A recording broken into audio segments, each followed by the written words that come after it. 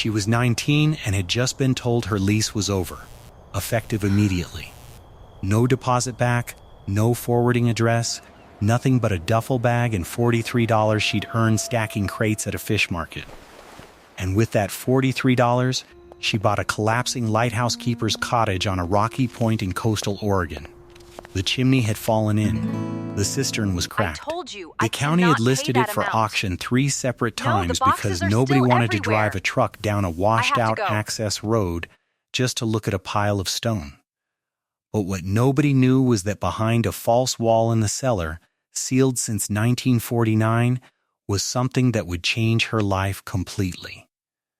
Before we go further, if stories like this one keep you watching until the end, hit subscribe and drop a comment telling us where in the world you're tuning in from. It genuinely means a lot to see how far these stories travel. Mira Voss had always been the kind of person people forgot was in the room. Not shy exactly, just easy to overlook, easy to talk past, easy to assume had nothing worth saying. She grew up in a rented duplex outside Coos Bay with her Aunt Delphine, who took her in after her parents split for good when Mira was 9. Delphine wasn't cruel. She just wasn't present. She worked double shifts at a call center and came home too tired to ask questions. And somewhere in that tiredness, Mira learned to take care of herself before anyone else got around to it. She got a job at 15 at the fish market on the pier, gutting and icing catch before school, 5 a.m. to 7:30.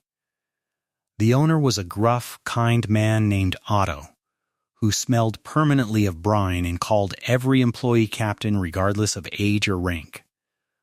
Otto paid her in cash, never asked why a 15-year-old needed the money, and never once made her feel small for needing it. Mira saved almost everything. She kept it folded into an old tin that used to hold peppermints, tucked inside her backpack, which never left her side. By the time her aunt's boyfriend decided the duplex wasn't big enough for 3 people anymore, she had $43 and nowhere obvious to go. She didn't cry about it. She'd learned a long time ago that crying rarely changed anything, and mostly just gave people something to feel briefly sorry about before forgetting I cannot pay that again. amount. She packed No, her the duffel boxes bag, are still walked to the everywhere. pier, and told I Otto have to what go. happened while restocking the ice bins. Otto set down his fillet knife, wiped his hands, and made a phone call. "My brother-in-law's got a piece of land up past Yachat's," he said, hanging up. "Old lighthouse keeper's cottage. Government decommissioned the light back in the 50s, sold the cottage off separately years later. Nobody's touched it since. Stone walls, half a roof, cracked cistern, and a road that washes out every winter. County's been trying to unload it forever. Last auction, opening bid was $50. Nobody showed up." He looked at her. "You want it? I have $43. County'll probably take it.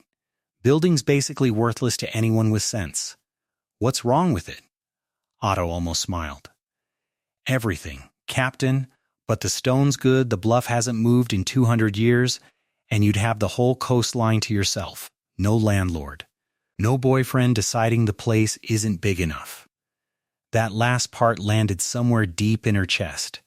A place where no one could decide on a whim that she didn't belong there anymore. That was worth more than $43. That was worth everything she had. "I want it," she said.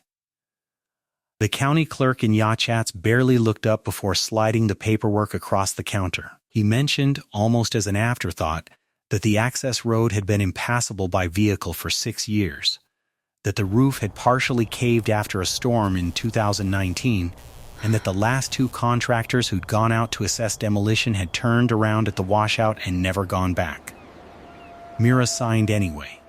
She hiked the final 1.5 miles in with everything she owned on her back, following an old service trail that hugged the cliffside above crashing surf. Salt spray hung in the air. I told you, I cannot Sitka pay that spruce amount. leaned sideways from No, the decades of boxes wind. are still everywhere. When she came around the I have to final go. bend, she saw it. A squat stone cottage perched on the bluff. Its lighthouse tower long since removed. Half its slate roof caved into the front room, ivy strangling the north wall. but the foundation carved granite blocks fitted without mortar standing as solid as the cliff itself. Inside, the front room was a ruin of collapsed slate and rotted beams, but the back room, the old keeper's kitchen, was intact. A stone hearth, a built-in cupboard, a wide plank for floor, warped near the window but sound everywhere else. It was while clearing debris from that back room 3 days later that Mira noticed something odd about the cupboard's back panel. It didn't sit flush the way the rest of the woodwork did. She pried at the edge with a flathead screwdriver, and the panel swung outward like a door, revealing a shallow cavity built into the stone wall itself. Inside were 4 galvanized tins, rusted at the seams, and a leather logbook wrapped in oilcloth. The tins held silver coins, mostly old quarters and half-dollars, dense and cool in her palms, along with folded bills brittle at the creases. When she later had it appraised in Newport, the total came to just over $26,000. The logbook, though, was the part she read first. It belonged to a man named Arne Solberg, keeper of the light from 1921 to 1949.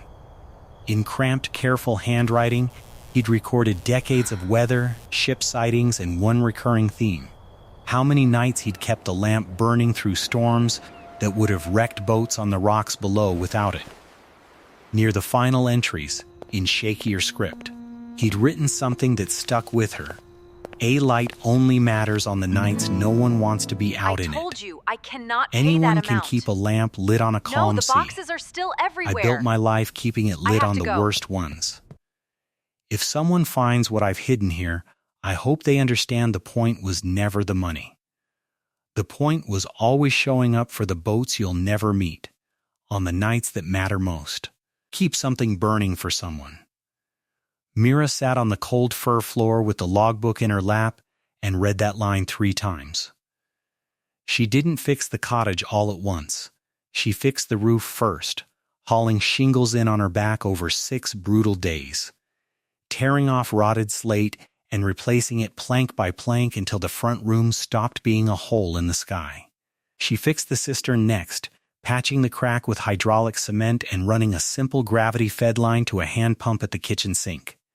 She rebuilt the hearth herself, learning to lay stone by trial and error, her first 3 attempts collapsing before the 4th finally held. By the 3rd month, the cottage was livable. By the 6th, it was warm, dry, and unmistakably hers, every repair visible, every mistake corrected in plain sight, the way honest work always is. She kept Arne's old logbook on the mantel, and she found herself, without quite planning it, doing something small in his honor. She rigged a solar lantern in the cottage's one intact window, facing the water, and left it burning every night. It wasn't a real lighthouse. It couldn't guide a single ship. But it was something, and something mattered more than nothing. Word travels slowly on that stretch of coast, but it travels. A retired crabber named Hollis, who'd grown up nearby, hiked out one afternoon just to see if the old Solberg place was really occupied again. He stood in the kitchen a long while, running his hand along the rebuilt hearth, and told her his grandfather used to say you could set your watch by Arne's lamp on foggy nights. No, the boxes Others are still came after him, a everywhere. marine biologist I have to doing go. shoreline surveys, a woman who'd once been evacuated by the Coast Guard as a child and had always wondered who kept that stretch of coast from claiming more boats than it did. Each of them left something small: firewood, dried fish, a jar of preserves, the way people do when they want to be part of a place without asking anything of it. Winters on that bluff were long and loud with wind, but the stone walls held their warmth the way Arne's logbook said they always had.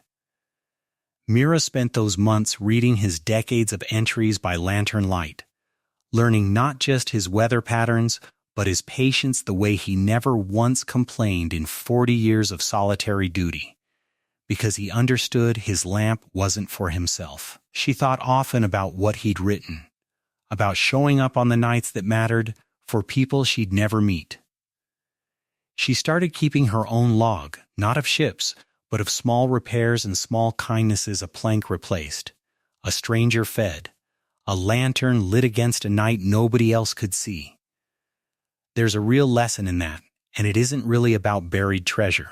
Most of us go through long stretches where we feel unseen, unnecessary, easy to overlook, the way Mira felt for most of her childhood, and the way Arne Solberg spent 40 years alone on a bluff nobody thanked him for. But usefulness doesn't require an audience. A roof holds up a house whether or not anyone admires it. A light matters most exactly when no one's watching it burn. The people who quietly keep showing up, who fix what's broken, who leave something lit for someone else's dark night, end up building things that outlast the moment entirely, even if no one notices until much later. Mira Voss was 19 years old and had nowhere to go. She had $43, and she spent it on a crumbling stone cottage on a cliff above the Pacific. It turned out to be the best $43 she ever spent, not because of what she found under the floor, but because of what she built with her own hands once she had a place to build it. If this one stuck with you, subscribe and pass it along to someone who needs it today. And tell us in the comments what's a piece of advice found in the strangest place that ended up changing how you live. We'd love to hear it.